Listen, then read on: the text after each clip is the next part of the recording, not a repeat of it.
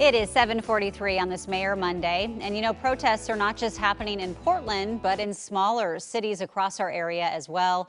And that includes Tualatin in Washington County. Well, joining us live this morning to talk more about that, plus how the city is handling phase one of reopening, is Tualatin Mayor Frank Bubenik. Good morning, Mayor.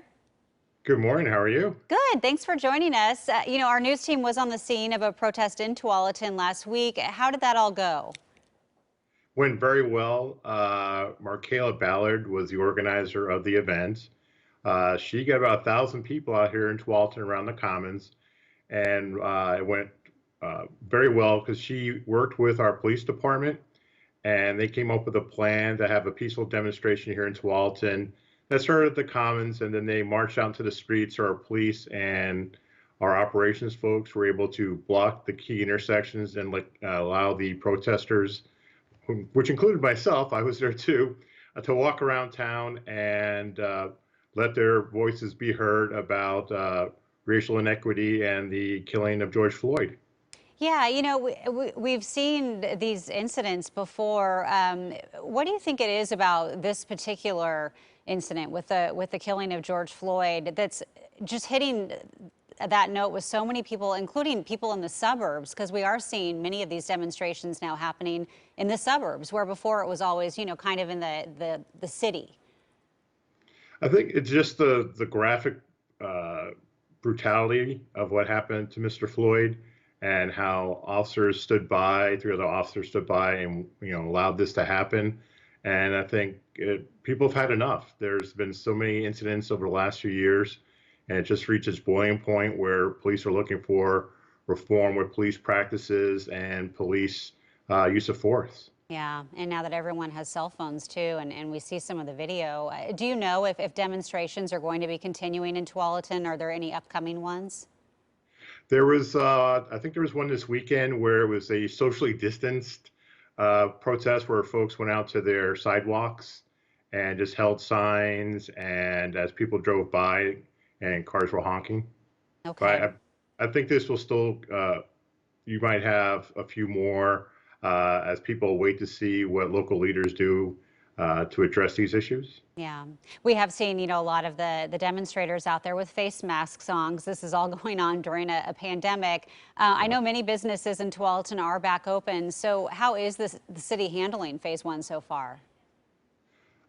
So far, very well. I drove around the city on Sunday. Most of the restaurants and bars are now back open, and people are there. One bar in particular, a very popular bar here in town, it was very crowded. Of course, they were following the state guidance, but it was good to see people wanting to get back out and help out local businesses. The city itself is slowly reopening. People are looking forward to the library being reopened, our senior center, and being able to use more of the parks. Right now, only our skate park is open, pickleball, tennis courts. Kids really want to get in those play structures, but we can't allow them yet because it's a pain to clean. But things are going well. I think people want to get out, beyond just walking on trails, and be social again and see their neighbors. Yeah, you never realize how much you miss that stuff until what we just went through and what we continue to go through. Real quickly, I want to ask you about the progress on the 10-year bond project called Moving Tualatin Forward. Yes.